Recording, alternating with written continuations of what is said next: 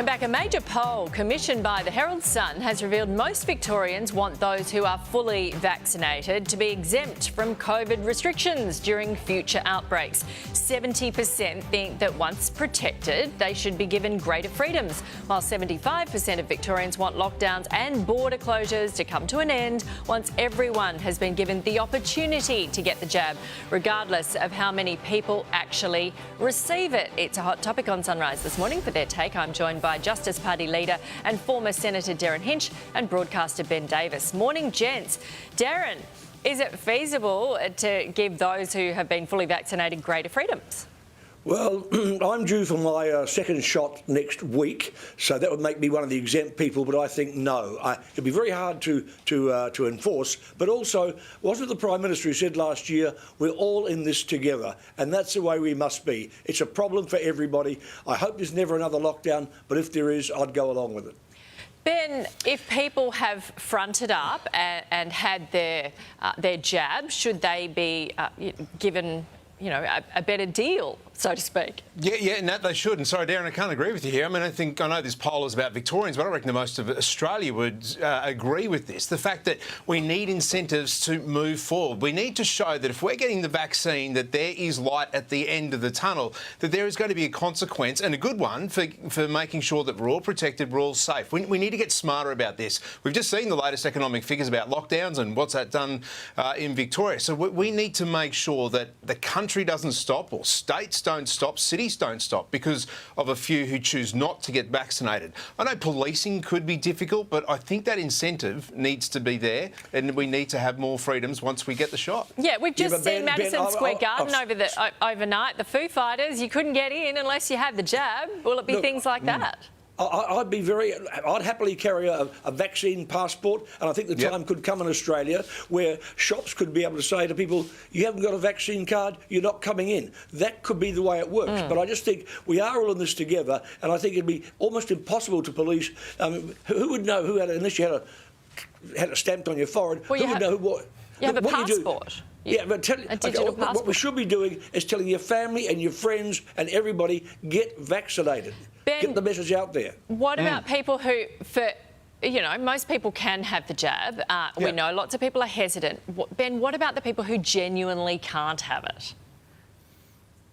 Genuinely can't have it, for medical reasons? Yeah. Yeah, well then there'd be a special form of exemption for that. Yeah, I mean, if there's always an exception to the rule, and you've got to have, there are exemptions in all walks of life for all different things. So, having a passport and having something to show that you have been vaccinated, or at least you've been able to be vaccinated and can't if you need an exemption. But, again, that'd be a minority now. This is about getting everyone, as Darren said, we are in this together. It's about everyone getting together on the same page with this, and I think it's a good incentive. OK, moving on, and organisers of the Tokyo Olympics have approved 10,000 local spectators at events on the condition they wear masks and they refrain from cheering. Darren, is this a good idea? It's hard, isn't it? It's going to be hard, but OK. We're doing it with football a bit now as well, although having 7,000 people crowded together last week was crazy. I think, sadly, both Sydney and Tokyo have one thing in common. I think things are going to get worse. Tokyo is a big problem. People not cheering and not allowed to clap. Well, Japanese people are fairly reserved anyway, so maybe they can do that. Yeah, they are, I suppose, a reserved nation.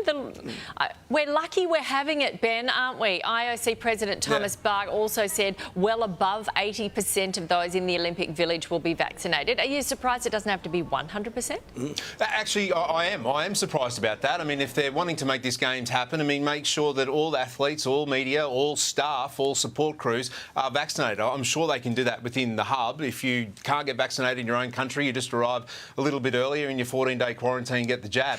I'm just worried about, not worried, I'm just confused about the non-cheering. If you're wearing a mask, why can't you cheer? Why can't you yell? I just haven't seen an explanation behind that. Look, crowds being at the games, fantastic. It'll be different. It'll be interesting to see. It might even be part of the, I guess, a separate sideshow to see what the crowds do and how they clap and how they don't cheer. But Ben, anyway, it's going to be good. Ben, if you cheer, you're going to be exhaling more, and the risk of passing something on, I guess, is there.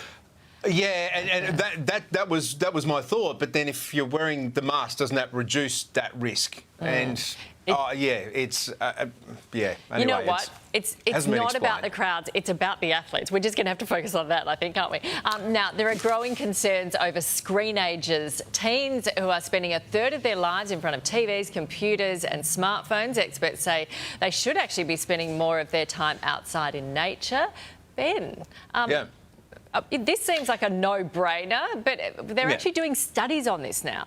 Yeah, age-old problem. We've been talking about this for years, for the best part of a decade. And I think this is most important now, the fact that the governments are telling people to stay at home. We're being locked down. So we're going to have a generation of kids who, if doing the right thing by what the government tells you, that gets sort of drummed into them. So this is more important than ever to say, when you are allowed back outside or when you are outside, make sure you use it to the best of your ability. Because I feel we can fall into a bit of a malaise here. More so now, we're being told to stay at home, to be locking down, and the lack of social interaction. So, yeah, this is a good reminder to get teens or kids off screens and more nature play, more outside time. Yeah, it's hard, especially as they get into high school, as they get older. Technology is just embedded in society, isn't it, Darren?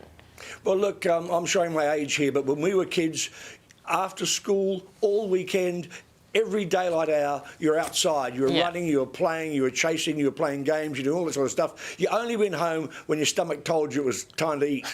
That was a while ago. I'm with you, Darren. It's the we were complete playing in the opposite now, sandhills. though, Darren. It's a bit different, though. And we've got a bit of a problem. OK, thanks for your insight.